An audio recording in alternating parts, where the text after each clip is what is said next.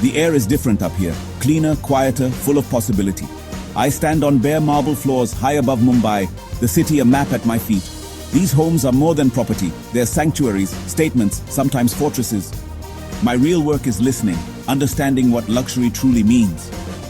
Every home tells a story of ambition, escape, arrival.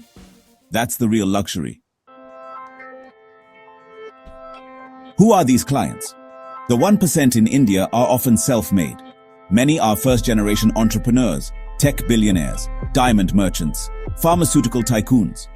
They built their fortunes from scratch, not inheritance. This shapes everything. They're sharp, decisive, and value time above all. One client only met after midnight. Another walked barefoot to feel the energy of each property. The young inheritors face different pressures, living under a great name, seeking their own identity. They want modern, understated homes and talk about sustainability and smart tech. What unites them is their relationship with money. It's a tool, a measure, a burden. They expect perfection, notice every detail, and demand excellence. A misaligned tile or faint scratch can be a deal breaker, not out of pettiness but because their lives are built on precision. Working with them is a masterclass in negotiation and psychology. You learn to read silences, to understand what's not said. Security is a constant concern. Panic rooms, facial recognition, all for peace of mind. The real conversation is always about something deeper: safety, legacy, belonging. They're not just buyers, they're people carrying the weight of empires. Understanding this is the key to serving them. Every deal is about trust, not just transactions. Their needs go beyond the material. They want certainty, privacy, and a sense of control. My job is to deliver that, quietly and efficiently. It's a world of high stakes and higher expectations. But at the core, it's always about people. Their hopes, their fears, their need for a place to call their own. That's what I listen for, that's what I deliver. And that's what keeps me fascinated by this world. The 1% are more human than you'd think. Selling a 50 crore home isn't about bedrooms, it's about control.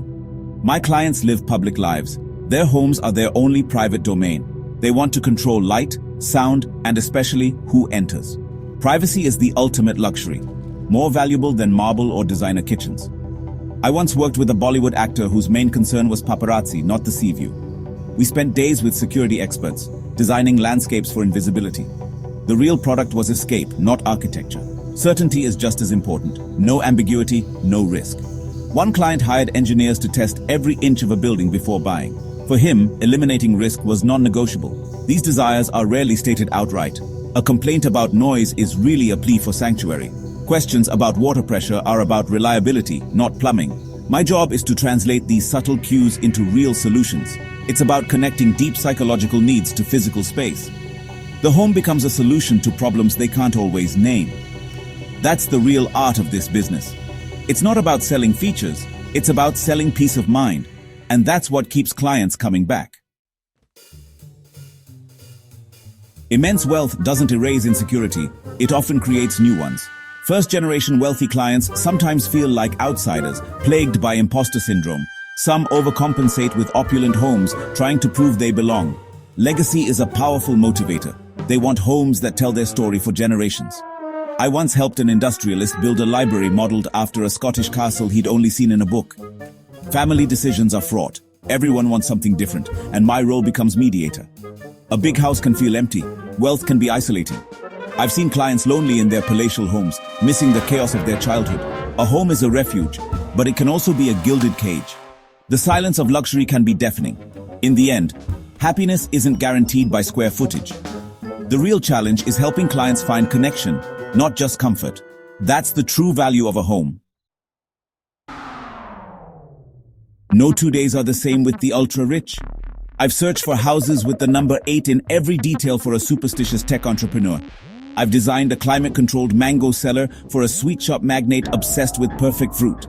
I've cat-proofed gardens with heated fountains for pampered Persians. I've fielded requests for private helicopter pads and rooftop observatories. One client wanted a button to turn off all the village lights for stargazing. Impossible, but telling. These requests reveal a world where anything seems possible. But beneath the eccentricities, it's always about creating a sense of control and comfort. The details may be strange, but the desires are universal. Every odd request is a window into what truly matters to them. That's what makes this job endlessly fascinating. It's not about the extravagance, it's about the meaning behind it.